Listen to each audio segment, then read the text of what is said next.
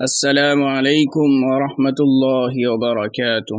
وقف ترمیمی بل 2024 کے نقصانات۔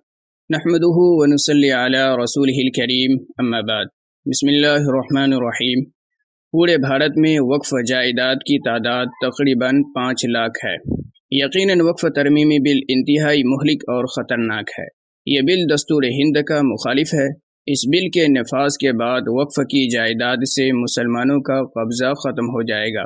اس بل میں یہ تجویز پیش کی گئی ہے کہ وقف بورڈ کا نام بدل دیا جائے۔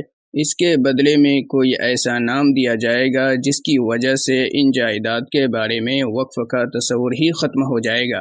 اس بل کے تحت وقف بورڈ کی کمیٹی کے ممبران میں 2/3 تعداد غیر مسلموں کی لازمی ہے، جبکہ مندر اور مٹھ کی کمیٹی کے لیے شرط ہے کہ اس میں ہندو کے علاوہ دوسرے دھرم کا کوئی ممبر نہیں رہے گا، جس کی وضاحت عدالتی فیصلوں میں موجود ہے۔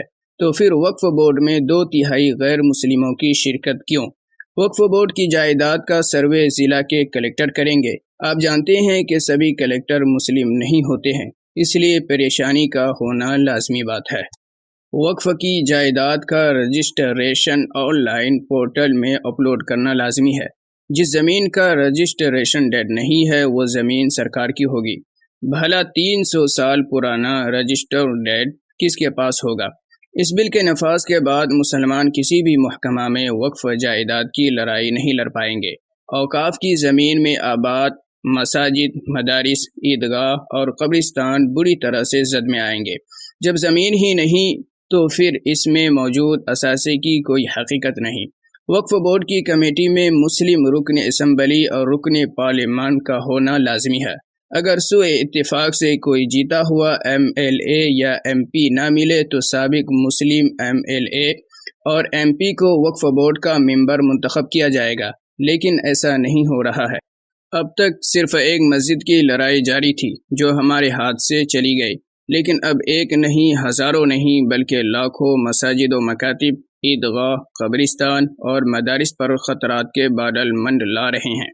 وقف بورڈ کی زمین مسلمانوں نے دیش کے مسلمانوں کی فلاح و بہبود کی خاطر وقف کی ہے، جس پر حکومت ناحق قبضہ کرنے جا رہی ہے۔